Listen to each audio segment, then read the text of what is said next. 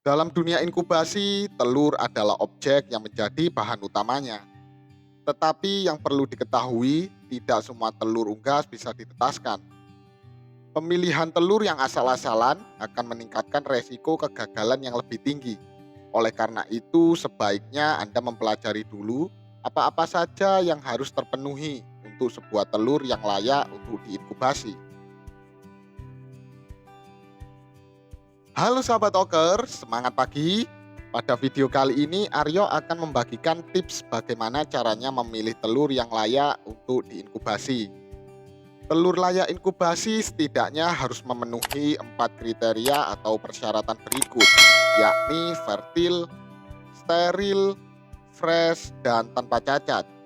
Sebenarnya rangkuman dari pembahasan ini sudah pernah Aryo bagikan pada video langkah-langkah memulai usaha penetasan telur dari nol.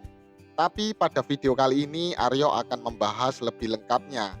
Jadi sahabat Oker perlu menyimak sampai habis ya, supaya bisa memahami betul isi dari video ini. Oke, langsung saja, lanjut. Syarat pertama ini adalah mutlak, yakni telur harus fertil. Apa itu fertil? Fertil adalah suatu kondisi telur yang mendapatkan pembuahan dari sel sperma pejantan, sehingga di dalam telur tersebut tertanam embrio. Embrio inilah nantinya yang akan menjadi anakan unggas. Atau singkatnya, telur tersebut dihasilkan dari perkawinan antara betina dengan pejantan. Lalu kira-kira ada gak ya telur yang tidak fertil? Jawabannya tentu ada dong. Telur yang tidak fertil ini disebut telur infertil. Jadi telur infertil ini kebalikan dari telur fertil tadi, yakni sebuah telur yang tidak mendapatkan pembuahan dari sel sperma pejantan. Lalu, apakah untuk mendapatkan telur fertil seekor betina harus mendapatkan perkawinan dari pejantan? Pada prakteknya tidak harus. Pada dunia perunggasan, kita mengenal 3 metode perkawinan, yakni pertama kawin alami, kedua kawin duduk, dan ketiga kawin suntik atau inseminasi buatan. Nah, kawin alami dan kawin duduk ini memang mengharuskan perkawinan antara betina dengan pejantan. Sedangkan kawin suntik atau inseminasi buatan yang bisa kita singkat IB, pembuahan sel telur tidak melalui perkawinan pejantan, melainkan dengan menyuntikkan sel sperma ke ovarium betina. Bagi sahabat Oker yang ingin Aryo buatkan video khususnya terkait metode-metode perkawinan ini, coba deh komen di bawah. Jadi telur yang infertil tadi tidak bisa menghasilkan anakan unggas karena di dalam telur tersebut tidak tertanam embrio. Telur infertil ini memiliki ciri-ciri bening saja ketika peneropongan telur dilakukan pada 3 hari ke atas proses inkubasi. Telur yang dihasilkan oleh betina terkadang memiliki permukaan yang kotor. Kotoran yang menempel pada cangkang biasanya disebabkan oleh kotoran yang ada pada sarang bertelur, sehingga menempel pada dinding cangkang. Ketika Anda menggunakan metode pengeraman alami, lalu telur yang kotor tadi menyebabkan tempat mengerami ikut kotor, maka kita bisa dengan mudah menggantinya. Akan tetapi ketika kondisi yang sama terjadi saat Anda menggunakan mesin penetas telur, apakah Anda juga akan mengganti mesin penetas telur tersebut?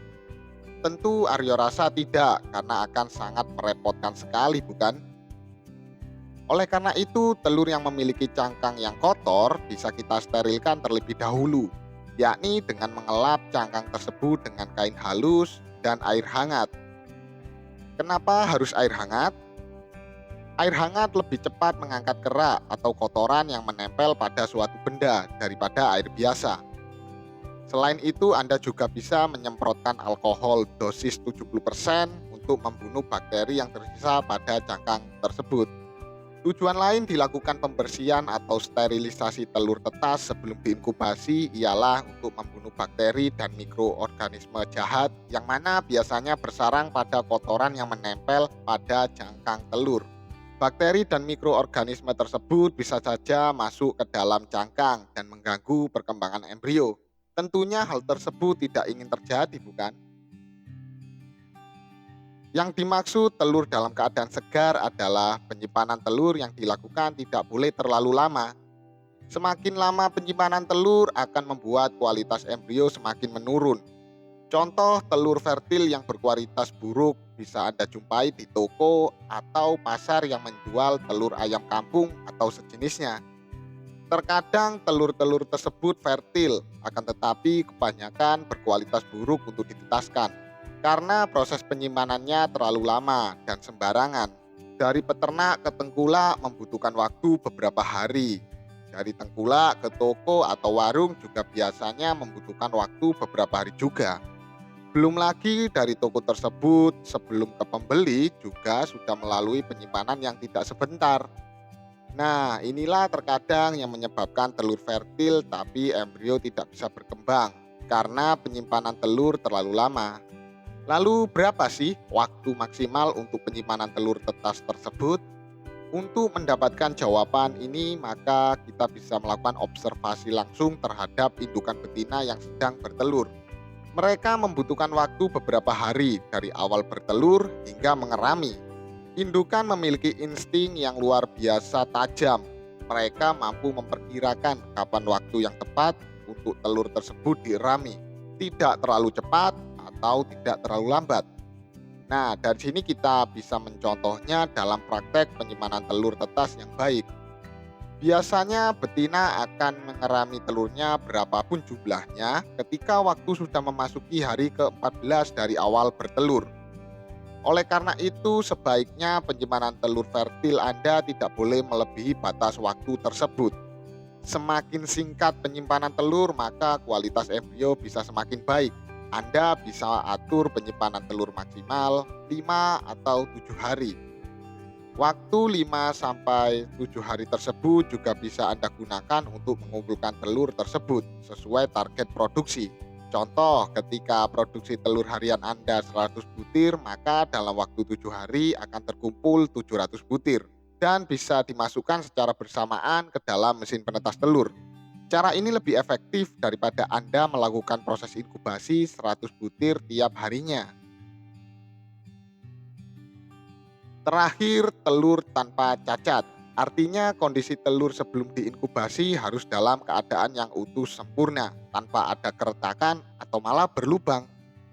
Telur yang retak ketika diinkubasi maka sangat beresiko terjadi pecah di dalam mesin penetas telur.